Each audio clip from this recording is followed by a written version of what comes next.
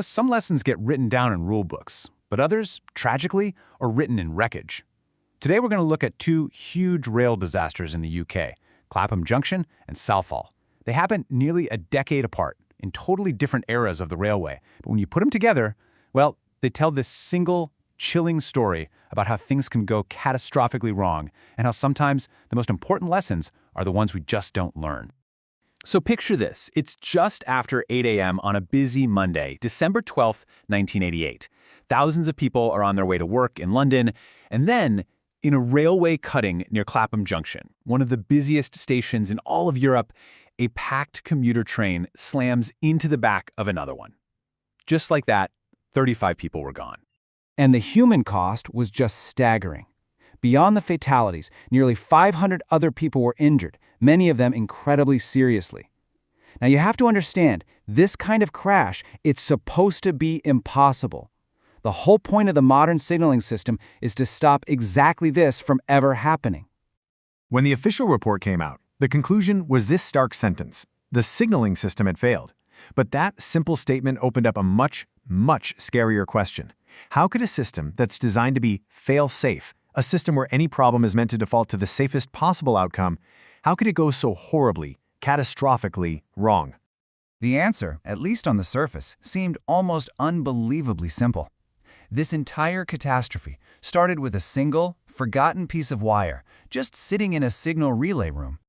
Okay, so to really get the scale of what went wrong here, you have to understand this one core principle. Fail-safe signaling is the absolute bedrock of railway safety. The idea is simple. If anything goes wrong, a light bulb burns out, a wire breaks, power gets cut, the signal defaults to red. Stop. The system is literally built to fail safely. The fact that it didn't at Clapham is what made this accident so profoundly shocking to everyone in the industry. The trap was actually set 2 weeks before the crash. A technician was doing some routine rewiring and he made a few small, seemingly minor mistakes. He disconnected an old wire but didn't snip it short, he didn't tape it up and get it out of the way, and, most critically, he forgot that the other end was still connected to a live fuse. He basically created a hidden time bomb in the wiring, just waiting to be triggered. And this is where it all broke down. So normally, when a train occupies a section of track, it de-energizes a relay, and the signal behind it turns red. It's simple. It's safe. But that morning, that rogue wire had been accidentally nudged, and it touched a contact it shouldn't have. It created a false feed of electricity, completely bypassing the safety relay. So even though there was a train stopped on the track, the signal stayed green, basically telling the next train, come on through at 60 miles an hour. This is what's called a wrong side failure, and it is the absolute worst-case nightmare for a signal engineer. But here's the thing. As the investigators dug deeper, it became really clear that blaming one wire, or even one technician, was missing the bigger picture entirely. That rogue wire, it was just the last mistake in a very long chain of failures. The whole safety culture was broken. So, where were all the safety nets? Well, the technician's supervisor wasn't actually supervising. He was out doing manual labor on the track and never once set foot in the relay room to check the work.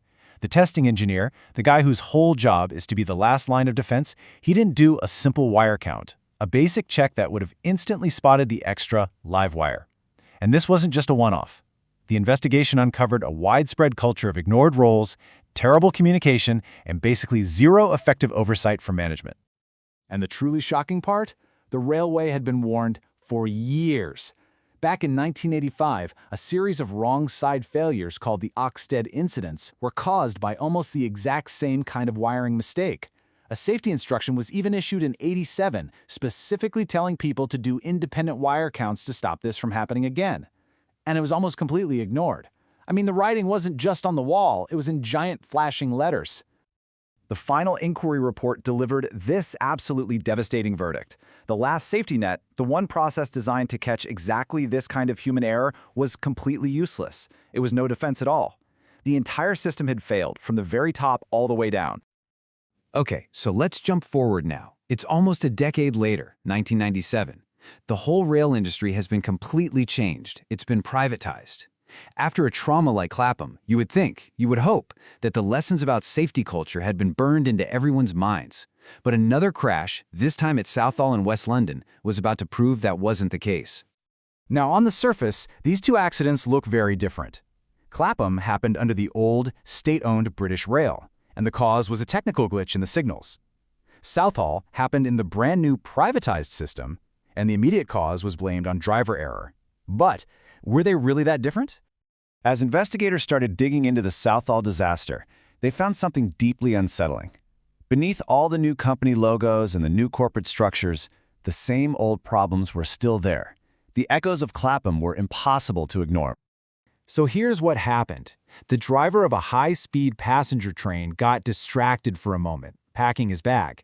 In that moment, he missed 2 warning signals and then ran straight through a red light, plowing into a freight train that was crossing his path. It seems like a clear-cut case of human error, right? But the real question is, why did the system let him do it? And just like at Clapham, the safety nets just weren't there. The train's basic warning system, the one that's supposed to sound a loud horn in the cab if a signal isn't green, it was faulty and it had been switched off. But here's the killer. A much more advanced system called Automatic Train Protection, or ATP, was physically installed on both the train and the track. It could have automatically slammed on the brakes and prevented the crash entirely, but it wasn't active. It was switched off. This chart just slays the whole systemic failure bare. I mean, look at this. Before privatization, the ATP pilot project was almost done.